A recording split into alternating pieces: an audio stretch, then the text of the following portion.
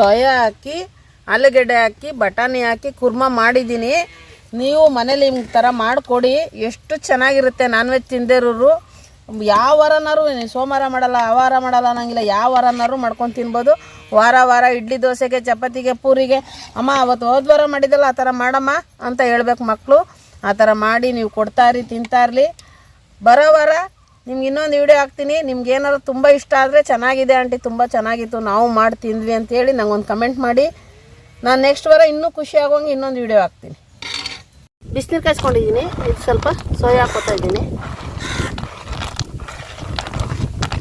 ಸ್ವಲ್ಪ ಉಪ್ಪು ಹಾಕ್ಕೊಬೇಕು, ಹಿಂಗೆ ಒಂದು ಚಿಟಿಕೆ ಅಷ್ಟನ್ನ ಹಾಕ್ಕೊಬೇಕು.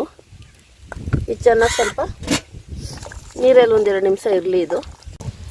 ಇದು ಒಲೆ ಮೇಲೆ ಬೇಯಿಸ್ಬಾರ್ದು, ಹಿಂಗೆ ಬಿಸಿನೀರು ಚೆನ್ನಾಗಿ ಕಾಯಿಸ್ಬಿಟ್ಟು ಉಪ್ಪು ಅಷ್ಟನ್ನ ಹಾಕ್ಕೊಂಡು ಸುಮ್ಮನೆ ಹಿಂಗೆ ಸ್ವಲ್ಪ ಒಂದು 2 ನಿಮಿಷ ನೀರಲ್ಲೇ ಬಿಟ್ಟು ಅದು ಚೆನ್ನಾಗೆಲ್ಲ ಸ್ವಲ್ಪ ಆದಮೇಲೆ ಎತ್ಕೊಂಡು ತಣ್ಣೀರಲ್ಲಿ ಚೆನ್ನಾಗಿ ತೊಳ್ಕೊಂಡು ಹಿಂಡಿ ಆಮೇಲೆ ಹಾಕ್ಕೊಂಡು ಮಾಡ್ಕೊಬೇಕು.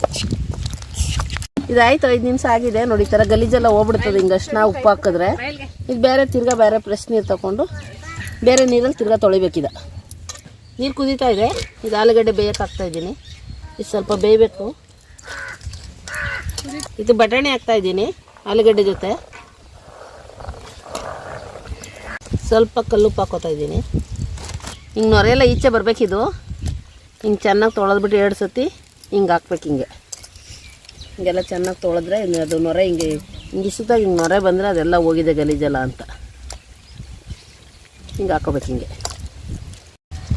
ಇದೊಂದು ಹಂಗೆ ಒಂದು 5 ನಿಮಿಷ ಚೆನ್ನಾಗಿ ಒಂದು ಸ್ವಲ್ಪ ನೀರಲ್ಲಿ ಬೇಯಲೀಗ. ಸ್ವಲ್ಪ ಮೆಣಸು, ಕಾಳು ಮೆಣಸು, ಒಂದು 4 ಲವಂಗ, ಒಂಚೂರು ಚಕ್ಕೆ, ಹುರ್ಗಡ್ಲೆ, ಬೆಳ್ಳುಳ್ಳಿ ಜಾಸ್ತಿ ಹಾಕ್ಕೊಬೇಕು, ಶುಂಠಿ, 1-2 ಈರುಳ್ಳಿ, ಇಷ್ಟು ತೆಂಗಿನಕಾಯಿ ತೊಗೊಂಡಿದ್ದೀನಿ. ತೆಂಗಿನಕಾಯಿ ಜಾಸ್ತಿ ಹಾಕ್ಬೇಕು ಇದಕ್ಕೆ. ಒಂದು ತೆಂಗಿನಕಾಯಿ, ಕೊತ್ತಂಬರಿ ಸೊಪ್ಪು, ಇದೆಲ್ಲ ರುಬ್ಬಕ್ಕೆ. ಇದು ಸ್ವಲ್ಪ ಎಣ್ಣೆ ಜಾಸ್ತಿ ಬೇಕು, ಇಷ್ಟು ಎಣ್ಣೆ ಹಾಕ್ಕೋಬೇಕು. 1-2 ಏಲಕ್ಕಿ, 1-2 ಚೂರು ಚಕ್ಕೆ, 1-2 ಲವಂಗ. ಈರುಳ್ಳಿ ಹಾಕ್ತಾಯಿದ್ದೀನಿ.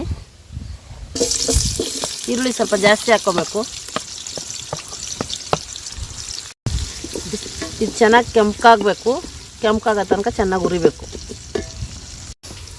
ಈರುಳ್ಳಿ ಚೆನ್ನಾಗಿ ಫ್ರೈ ಆಗಿದೆ, ಚೆನ್ನಾಗಿ ಎಣ್ಣೆಲೆಲ್ಲ ಬೆಂದಿದೆ. ಇವಾಗ ರುಬ್ಬಿರೋದು ಹಾಕವ.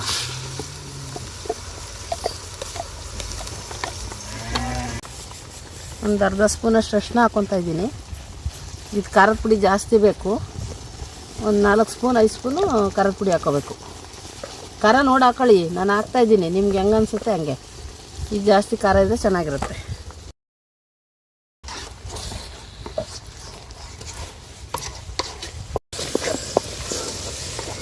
ಕೈ ಹಿಂಗೆ ಆಡಿಸಿ ಆವಾಗ ಹಿಂಗೆ ತಿರ್ತಾ ಇರ್ಬೇಕು ನೋಡಿ, ಸೀಕೊಂಬರ್ತದೆ. ಹಿಂಗೆ ಎಣ್ಣೆ ಬಿಡ್ಬೇಕು ಚೆನ್ನಾಗಿ. ಎಣ್ಣೆ ಬಿಟ್ಟಿದೆ ಚೆನ್ನಾಗೆ. ಇವಾಗ ಮಸಾಲೆ ಬೆಂದಿದೆ, ಟೊಮೊಟೊ ಹಾಕೊಳ್ಳೋಣ. ಉಪ್ಪು ಹಾಕ್ಕೋತಾ ಇದ್ದೀನಿ. ಇವಾಗ ಮಸಾಲೆಗೆ ಉಪ್ಪು ಹಾಕಬೇಕು. ಉಪ್ಪು ಟೊಮೊಟೊ ಎಲ್ಲ ಚೆನ್ನಾಗಿ ಎಣ್ಣೆಲಿ ಬೇಯಲಿ. ಸ್ವಲ್ಪ ಸೀಕೊಂಬಿಡ್ತದೆ, ಅವಾಗ ಕೈ ಆಡಿಸ್ತಾ ಇರ್ಬೇಕು, ಹಿಂಗೆ ತಿರ್ತಾ ಇರಬೇಕು. ಚೆನ್ನಾಗಿ ಮಸಾಲೆ ಬೆಂದಿದೆ. ಸೋಯಾ, ಆಲೂಗಡ್ಡೆ, ಬಟಾಣಿ ಬೇಯಿಸ್ಕೊಂಡು ಇಟ್ಕೊಂಡಿದ್ದೀನಿ ಉಪ್ಪು ಹಾಕಿ. ಇವಾಗ ಇದಕ್ಕೆ ಹಾಕ್ತಾಯಿದ್ದೀನಿ.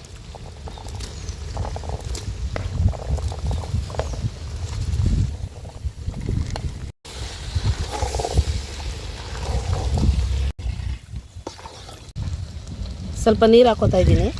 ಜಡೆಯಲ್ಲಿ ತೊಳ್ಕೊಂಡು. ಜಾಸ್ತಿ ನೀರು ಹಾಕ್ಬಾರ್ದು, ಈ ಸಾಂಬಾರು ಟೈಪ್ ಆಗಿಬಿಡ್ತದೆ. ಸ್ವಲ್ಪ ಮಸಾಲೆ ಎಲ್ಲ ಬೆಂದಿದೆ. ಸ್ವಲ್ಪ ಒಂದು 4-5 ಕುದಿ ಬರಲಿ. ನಾನ್ ವೆಜ್ ತಿಂದಿರೋರಿಗೆ ಇದು ಸೋಯಾ ಕುರ್ಮಾ, ಆಲೂಗಡ್ಡೆ ಹಾಕಿ ಸೋಯಾ ಹಾಕಿ ಕುರ್ಮಾ ಮಾಡಿದ್ದೀನಿ. ಸೇಮ್ ನಾನ್ ವೆಜ್ ಕುರ್ಮಾ ಥರನೇ ಇದೆ.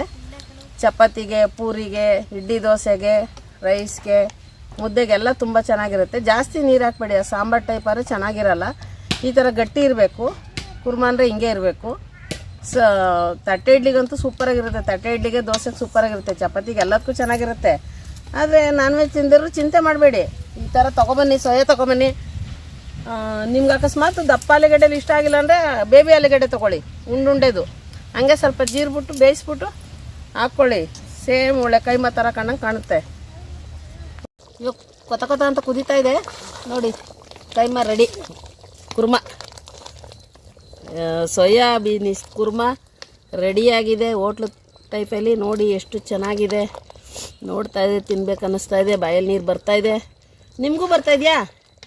ಹೋಗ್ಬಿಡಿ ಈಗ ದಡ ಅಂತ ಅಂಗಡಿಗೆ ಹೋಗ್ಬಿಟ್ಟು ಸೋಯಾ ತಗೊಂಡು, ಆಲೂಗಡ್ಡೆ ತಗೊಂಡು, ಬಟಾಣಿ ತಗೊಂಡು, ಮಸಾಲೆ ರುಬ್ಬ ಹಾಕ್ಬಿಟ್ಟು ನೋಡಿ. ಇವಾಗ ಕೊತ್ತಂಬರಿ ಹಾಕಿದ್ದೀನಿ, ಎಷ್ಟು ಚೆನ್ನಾಗಿ ಕಾಣ್ತಾ ಇದೆ. ರೆಡಿ ಇದೆ, ಇವಾಗ ತಗೊಳ್ಳೋಣ ಈಚೆ. ರೆಡಿ ಇದೆ, ಬಾಯಲ್ಲಿ ನೀರು ಬರ್ತಾ ಇದೆ, ತಿನ್ಬೇಕು ಅನ್ನಿಸ್ತಾ ಇದೆ. ನಿಮಗೂ ತಿನ್ಬೇಕು ಅನ್ನಿಸ್ತಾ ಇದೆಯಾ? ತೊಗೊಂಡೋಗಿ ಮನೆಗೆ ಹೋಗಿ ಬಿರ್ಬಿರ್ನೆ ಮಾಡಿ ಫಾಸ್ಟಾಗೆ.